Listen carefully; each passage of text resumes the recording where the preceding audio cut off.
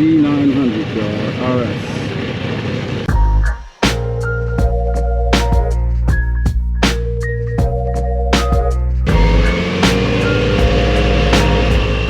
What is up, scooter heads? Hey, I hope y'all all having a great time. We winding down. Looks like the September now. Summer went by very fast. So I'm on the RS900 Kawasaki. This bike is probably not a bike that I would choose for myself, but I did want to do a review. I wanted to ride something a little bit different. I know that last year I rode the Z900 and I was blown away by that bike. This is the twin bike, so it's got a more of a cafe style to it. I actually like the cafe style. I don't know for me if this is the bike that I would choose. It's a little bit more retro, so as you can see, the analog gauges there. You got some tech stuff going on in the middle, which allows you to see your riding modes and all the pertinent stuff that you're going through on the bike.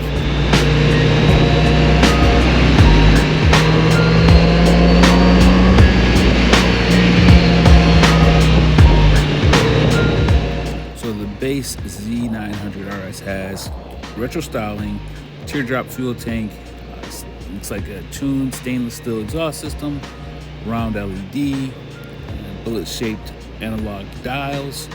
So that's for the person that likes the traditional, I think, style motorcycle. It's kind of retro, old school.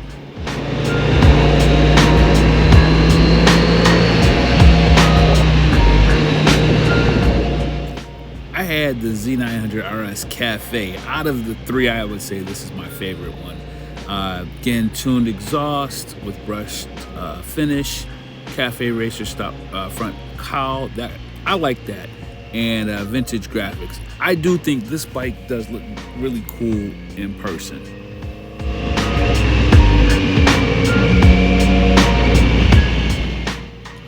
So the Z900RS SE is the other option that's available. This one has a S46 rear shock, Brembo front brake package, yellow ball styling, gold colored wheels, and relaxed retro style riding position.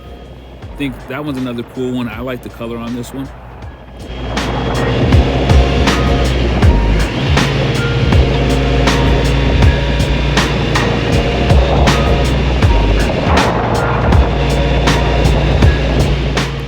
Here's some of the specs. Assist slipper clutch, dual throttle valves. It's got an ERI, which is an economic riding indicator, lets you know how heavy you are on the throttle. Traction control and special sound tuning for the exhaust and probably the intake. It sounds great. I really enjoyed the way this sounded. It also has ABS, ergo fit, so riders of different heights may be fine on this bike. Horizontal backlink rear suspension. So the fun part, it's got a 948cc 4-cylinder, 4-stroke dual overhead cam, engine liquid cooled, obviously. It also has a 6-speed manual transmission, which is pretty obvious. The big thing though, it's got 111 horsepower and about 72.3 pound-feet of torque, which is great power. And I noticed that with my demo on this. The only thing is I did notice that throttle is a little twitchy, which you gotta just get used to it. 17-inch wheels front and back. It's got a looks like dual 300 millimeter disc for the front, and then a 4.5 liter or gallon tank. So plenty of room for long rides on that. So the specs are all there.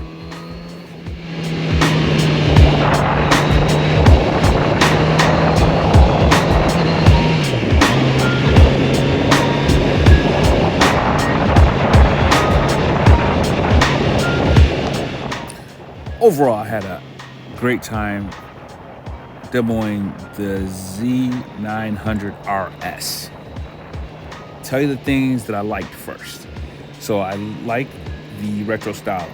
I like the gauge cluster. I like the retro, the analog gauges. It's like a mixture of both old school and new school. You've got it all here. I love the cowl. I think that looks awesome. I love the colorware. I love the chrome. I love all of the components that give this cafe look. I do enjoy that. Um, I love the sound of the exhaust. That inline four sounds great. I love the power delivery as well. I love the fact that there's a ton of torque on here and that there's good horsepower here. So this is a bike that you just keep in your stable. There's not a reason, I don't think, most people aren't going to get tired of the amount of power that this bike has. So I think those are all great items for my short time on this bike. The only thing that I would say that was not great, and I think this is the same way on the Z900, it may just be tuned a little bit different, but the snatchiness in the throttle on mine.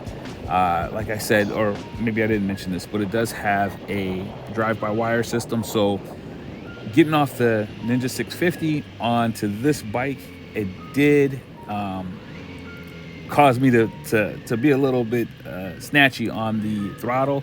And you'll probably see this as I pull up to the stop sign, trying to adjust myself as far as getting a smooth delivery. But, we see that was user error. And it just probably would allow, take a little bit of time to get used to the throttle input there. But yeah, overall, I think this is a good bike for the right person. This is a bike that would be cool to have. Not for me, if I had this bike, it would be one of a couple. I don't think this bike would be a purchase that I would make first. It would be, okay, it's another bike that I have in the stable. Especially because of this retro style, and it looks sweet for what it is, in my opinion. So overall, I think it's a cool bike. I think the price is reasonable. With Kawasaki, you're always getting a lot of bang for your buck, so I do think that this is a great value. Love the power delivery, and or love the power. The delivery of it, I think it just needs a little bit. I know me personally would need a little bit of time just to get used to that throttle input there. But overall, great experience. And if you're looking for one of these, it looks like Kawasaki's got some deals on the website. When I checked, looking at kind of doing the research for this video. So if you're in the market for one of these, they're out there. I hope you enjoyed the video.